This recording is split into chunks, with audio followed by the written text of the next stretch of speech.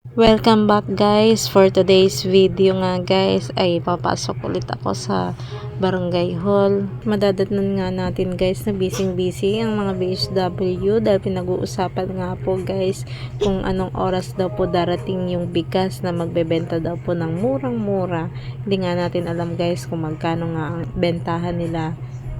Pero bago nga ang lahat guys ay nag-time in muna ako sa ating biometric para naman kapag nag-check ng attendance tayo po ay perfect. Ito na nga guys, dumating na nga ang pinakahihintay ng lahat. Marami din nga guys ang bumili ng bigas dahil halos po ang lahat ng nandyan po ay gusto nilang makamura. Napabili din nga ako dyan guys ng 10 kilos kahit na may bigas pa kami.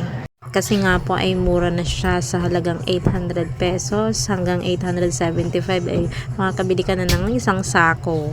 Hanggang dito na nga lang guys ang ating video. Maraming salamat po. Hanggang sa susunod na update. Abangan natin. Salamat po. God bless.